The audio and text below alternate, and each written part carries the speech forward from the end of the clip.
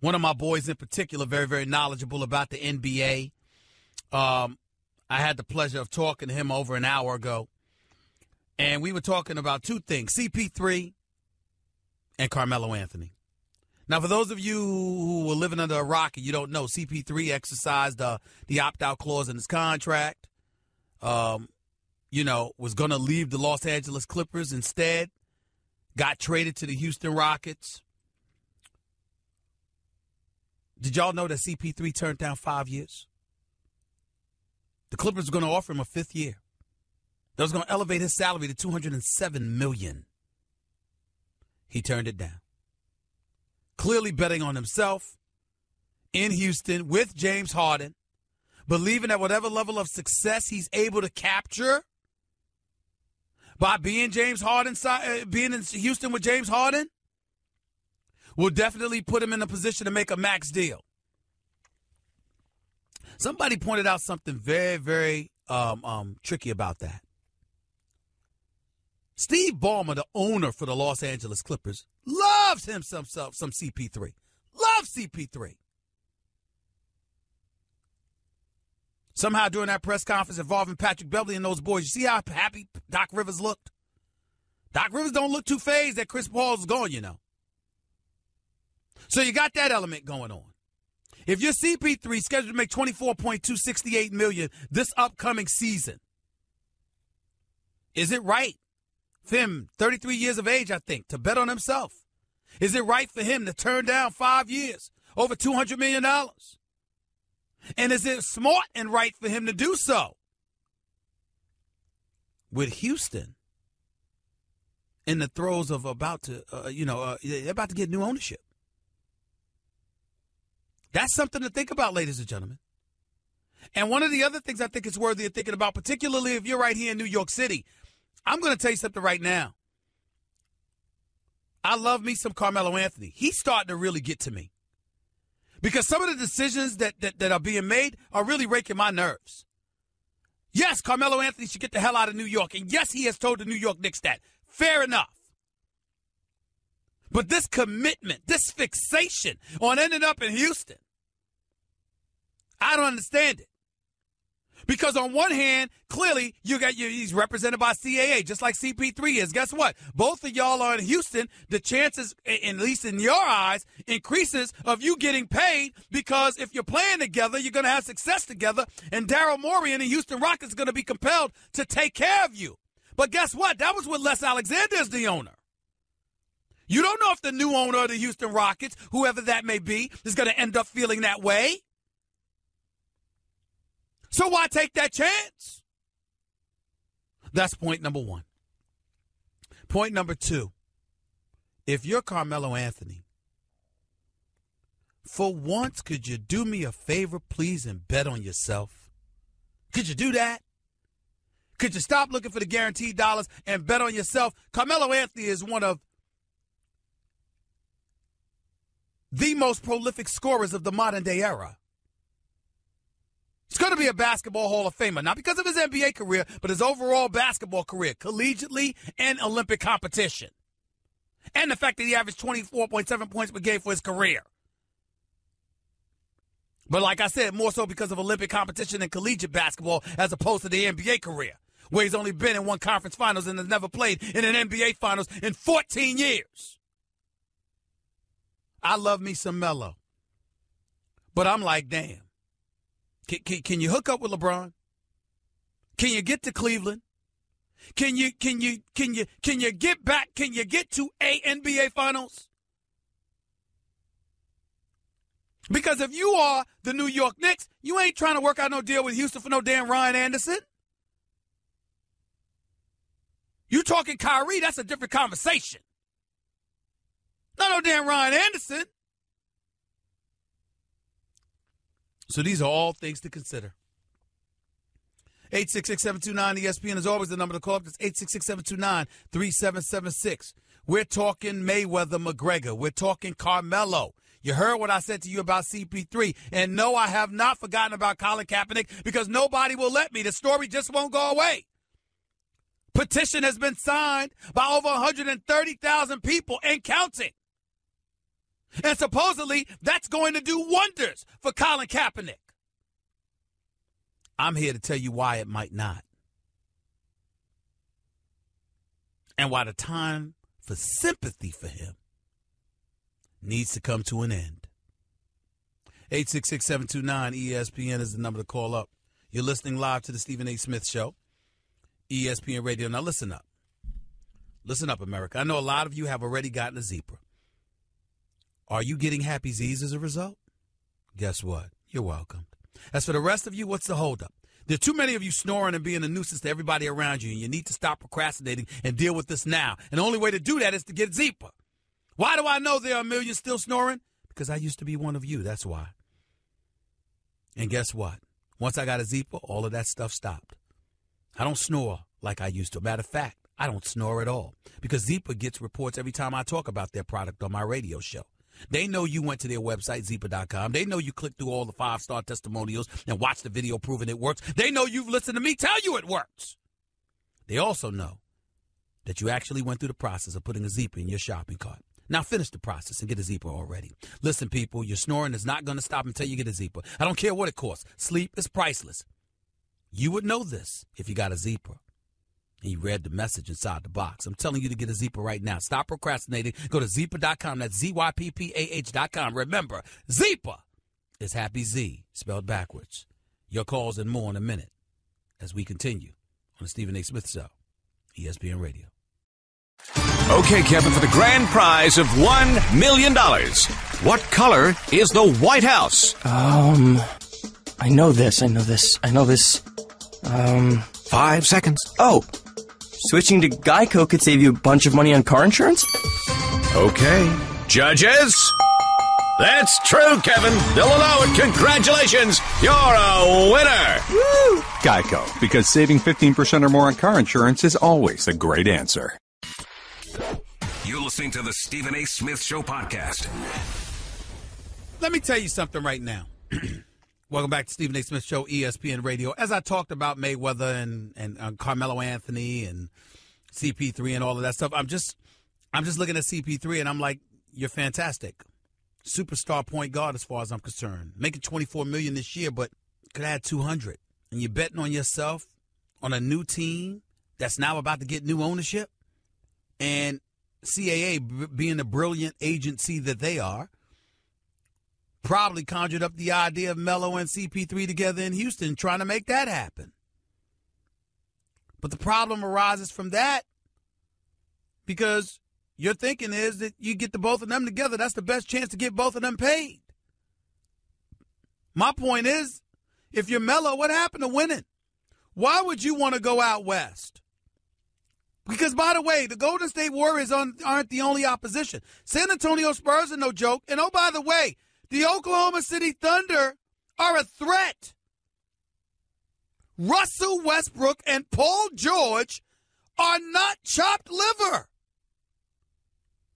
And Cantor and Adams and those boys can do some things as well.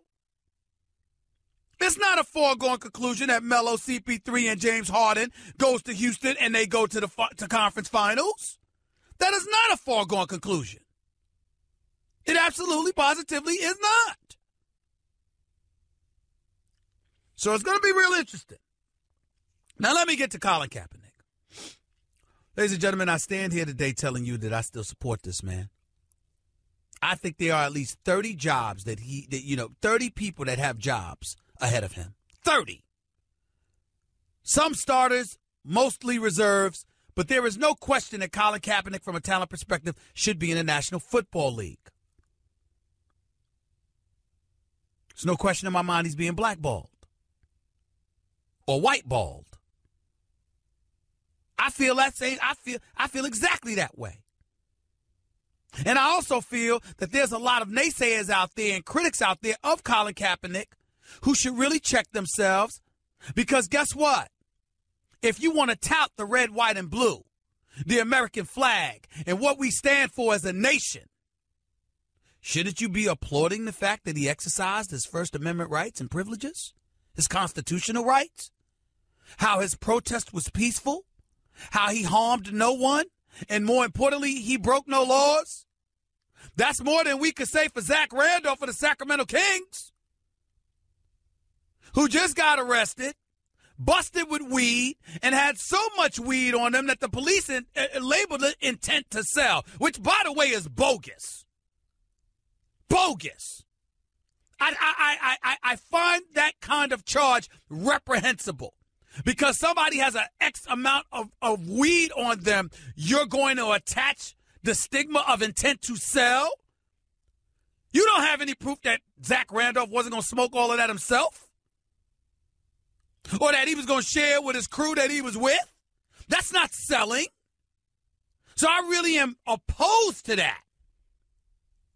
But the biggest culprit in all of that is Zach Randolph, because what the hell are you doing putting yourself in that kind of situation? Breaking laws. Smoking weed. Can't stay off the weed. The hell are you doing? I like Zach Randolph, so I'm very disappointed in him right now. Very disappointed that he put himself in this position. But I don't want to hear that stuff about intent to sell. I don't believe that for 1 second. The man just signed a 2-year, $24 million extension. He's made over $150 million in his career. Don't tell me that he was on the street trying to sell some pot. That's just insulting. It's ridiculous. I don't believe it. TMZ and the other news reports said that the only reason they said intent to sell was because of the amount of weed he had on him. So the police automatically label it based on the amount that you have in your person. I just disagree with that philosophy. But Zach Randolph is still a culprit in all of this. Make no mistake. Back to Kaepernick. He hasn't broken any laws. And if you're a naysayer or a critic, where's your compassion? Where's your support for somebody who exercised the very rights you say this country is founded upon? However, now that we've got that aside, we have to, for at least one final time, get very, very real about Colin Kaepernick. Because as this protest is percolating and supposed to be protests outside the doors of the NFL headquarters on August 23rd. And all, ladies and gentlemen, I agree with my man Joe Madison. Urban View, Sirius XM, Channel 126, every weekday morning from 6 to 10 a.m. A man that I love and revere, to be quite honest with you, simply for the work that he does and what he means to the African-American community, because he's incredibly important. I got to tell y'all, I was driving in my car just listening to him yesterday. I had a few minutes in the car and I caught him. He's like, this protest with Colin Kaepernick ain't going to work. He's probably right. Joe Madison's probably right. Probably, absolutely. I wouldn't say probably. He's absolutely right. It's not going to work. Whatever's going to happen is going to happen to Colin Kaepernick. But it damn sure ain't going to be because of some protest. Billionaire owners ain't trying to feel that. They're worried about their bottom line. And last time I checked, arguments could be made that Colin Kaepernick had a detrimental effect on the bottom line, not a positive one. He might have sold more jerseys to some degree and all of this other stuff. But at the end of the day, NFL fan base, if they go somewhere, that's where your real trouble lies. It doesn't lie in the reality if they don't go anywhere. And if you're Colin Kaepernick, ladies and gentlemen, can we support him and hold him accountable all at the same time? I think we can. We can support him because the attention that he strove to bring to police brutality, racial injustices, it's honorable, and he's to be supported. But he was also the one that said he don't vote. He was wrong to say that.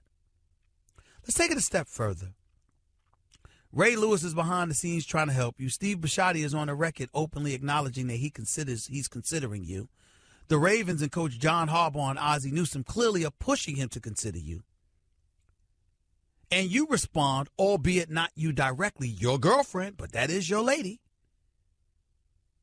by putting out a tweet that depicted Steve Bisciotti as a slave owner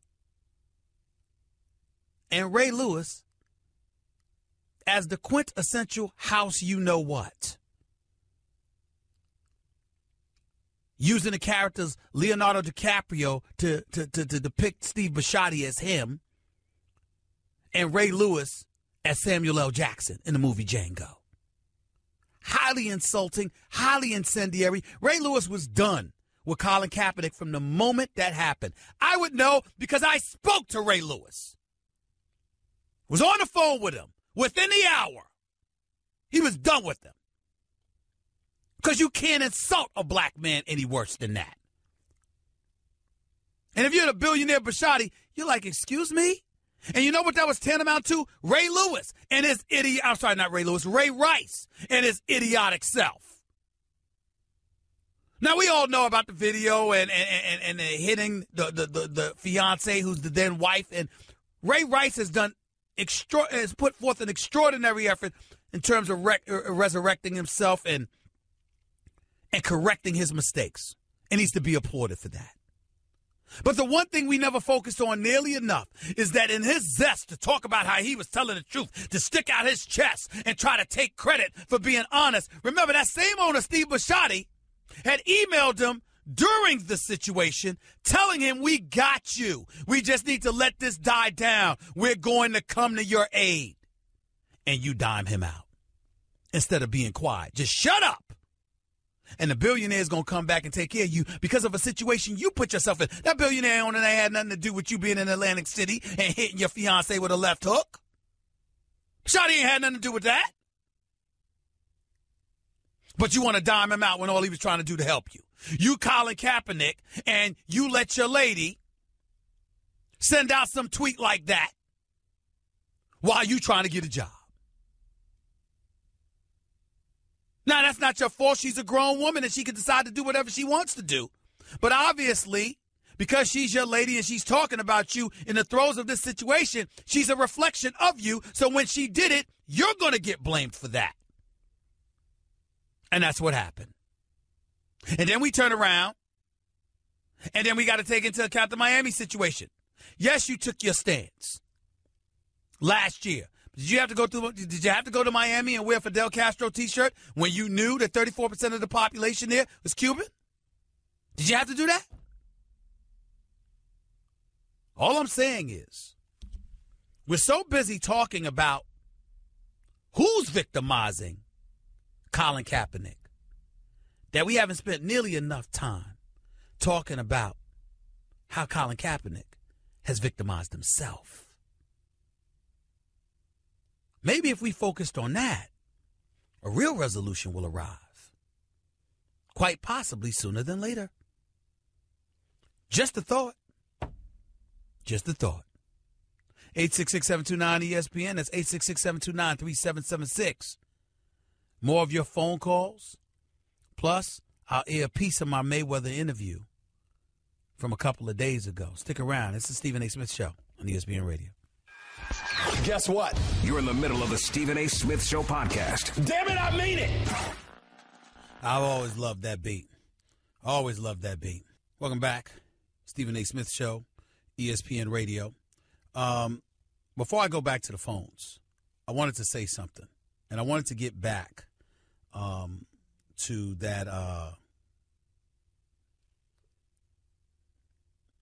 that conversation that I was having, or that conversation I was having with you about Zach Randolph, new member of the Sacramento Kings, recently arrested on charges of possession of marijuana with an intent to sell. And you see, because of the amount that he had on him, the police are allowed to label it intent to sell. Ladies and gentlemen, as an aside, I just want to sit up here and point out something to you. This is the kind of stuff that rakes the nerves of minorities in this country to no end.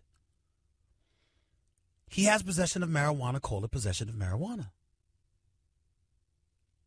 But when just because he has an X amount, you're allowed to label that intent to sell, that attaches a far more insidious and vicious connotation to it. And when something like that happens, you get stigmatized in ways that you may not be able to recover from. And if it wasn't Zach Randolph, and it was just Joe Blow on the streets. And he wasn't an NBA player who's made in excess of $150 million in his career, who just signed a 2-year, $24 million contract, $24 million deal with the Sacramento Kings. Where would he be left? Ladies and gentlemen, I would ask you to go and watch this documentary on Netflix. It's called 13th. The director is Ava DuVernay. This documentary is so sensational, I can't put it into words. It's hard for me to do that. They sit up there and they talk about this, is what they say about it. In this thought-provoking documentary, scholars, activists, and politicians analyze the criminalization of African Americans and the U.S. prison boom. And it starts out with words from our former president, Barack Obama, talking about the United States makes up 5% of the world's population. But it has 25% of the world's prisoners. 1 in 4 human beings shackled. 1 in 4. Right here in the land of the free. 1972, the prison population in this country was 300,000. As of 2016, it was 2.3 million. Part of the reason that folks would tell you, and black folks will complain ad nauseum about what's going on in this world and what hinders us and all of this other stuff. And we'll talk about the recidivism rate and the prison system and beyond and all of that other stuff. It's also the very reason why Hillary Clinton is not president right now. 2 million less people from the African American community came out to vote for her than voted for Barack Obama. One of the biggest reasons is because every time you heard her name, so many people brought up the terminology that she used, super predators, in the 90s when her husband was president. They talk about how Bill Clinton contributed to the criminalization of minorities. They point to the apology that he made while she was running for president. They talked about Ronald Reagan's war on drugs. They talked about George H.W. Bush throwing an additional $1.5 billion into law enforcement. They talked about crack cocaine. 1 gram of crack cocaine being equal of 100 grams of powdered cocaine, and how it was crack in the city, but cocaine elsewhere. How we talk about Len Bias, that former great star out of the University of Maryland who got drafted number 2 overall by the Boston Celtics, who was supposed to take the Boston Celtics into a new era because he was supposed to be partnering with Larry Bird near the twilight of Larry Bird's career. But how that cocaine overdose killed him. And did you know, while so many people thought it was crack, it was powdered cocaine that killed Len Bias? They didn't talk about that in the 13th, the documentary The 13th, but that's something that I read elsewhere. And what I'm saying to you is that it was powdered cocaine, but it was still used as an excuse for politicians to spearhead a war on drugs. And the war on drugs were the drugs that were funneling through the inner city community, contributing to the incarceration rate that has decimated so many families throughout this nation. You see why I'm bringing this up when it comes to Zach Randolph? The man makes $150 million in his career. He's made $150 million. He signed a 2-year, $24 million deal. Don't tell me he was on the street dealing weed because he had a certain amount on his person. I'm not defending him. He's stupid to find himself in that position, irresponsible, and he should be ashamed of his damn self. I got it. But don't tell me he was selling when all you have as evidence is the amount he had in his pocket. That's not selling. That is not selling. You're listening to the Stephen A. Smith Show podcast. To the phones we go. Sorry I couldn't play that Floyd Mayweather. I'll get to that a little bit later. Got my man Louis Riddick coming on the show at the top of the 2 o'clock hour. We got to talk about Deshaun Watson, Christian McCaffrey, and some of the stuff that we've been seeing going on in the NFL over the past couple of weeks. Louis Riddick will be the man to talk to. He is always welcomed on this show. Let's get to the phones. I just had to touch on that from a prison perspective and some of the things. Listen, I'm not one that makes excuses like that. You do the crime, you do the time. I don't have patience for that. I don't have patience for people so quick to throw out the race card. Just because people are white or black doesn't mean that they're a certain way no matter what. I'm about fairness. But this stuff is ridiculous. When the dots are there to be connected, the dots are there to be connected. And when it comes to that intent to sell charge, I find that to be bogus. Chief in L.A., you're live with Stephen A. What's up, man? Stephen A., no, I'm a long-time listener, and I've been trying to reach you ever since that day Colin first announced he didn't vote, and you had one of your famous diatribes and said, cut off that afro. I don't recall telling him to cut off that afro, but go ahead. Yeah, I heard it. I was listening. A lot of people were saying that I could have played some sound or whatever. I didn't give a damn about the afro. That was Michael Vick. I cared about him not voting, though. I definitely went off about that, but go ahead. Yeah, well, you and Michael Vick both said it. I heard you live. I heard him live. And both y'all had a tone of hatred when you said it. Okay. And I'm 66. I've been wearing afros for 66 years. And sir, hold on. Sir. When 66 years of age, I am definitely going to respect my elders, sir. But I sincerely hope that you didn't wait on this phone to talk to me, and we're going to evolve this discussion around an afro. I sincerely hope that you have something far more serious to say than the issue about an afro. Go ahead. Well, there are millions of black and men and women having afros, law-abiding citizens, who don't have jobs and are intentionally not being hired. And that's one of the reasons Kaepernick is taking the knee in the first place. He's not taking the knee for himself. He's taking the knee for the people who are not being with all due heard. respect, so with all due respect, who doesn't know that? Well, with all due respect, a lot of people don't know the afro is the original hairdo of the human race on this planet, going back over 6,000 years. Okay, let me ask you this question. Do you think those billionaires who employ folks in the NFL care about that? I am not interested in what they care about. Yeah, whoa, sir. But Colin Kaepernick clearly is, because he's trying to get a job. Because he's trying to get a job in the NFL, and that's the issue. I'm asking you why you said it. Well, my position is. I'm asking you why you said cut off that afro with a hate. Well, first of all, I'm trying to answer your question. If you, first of all, I don't, you're going to say I sounded like I hate. I don't hate anybody. I hate what people do from time to time. I hate when people get in their own way. In the case of Colin Kaepernick, my issue with Colin Kaepernick was his refusal, was his willingness to come out and acknowledge he doesn't vote. That was my issue with him. I don't particularly care about the subject of an afro. I don't care. What I care about is the fact that he announced to the world that he doesn't vote. That was my issue with him. The reason I'm calling you is because you said cut off that afro. Well, again, I'm telling you right now, I don't recall saying it, and I don't particularly care about it. If I did say it, I'm telling you that it doesn't mean much to me. It just doesn't. The subject for me was him not voting. That's the subject for me. That's what matters to me.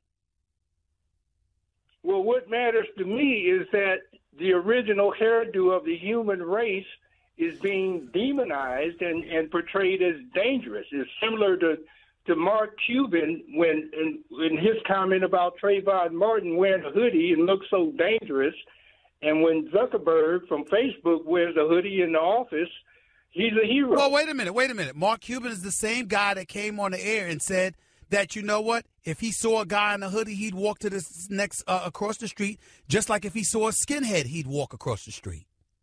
Well, he said if he saw a white skinhead, he'd walk across the street.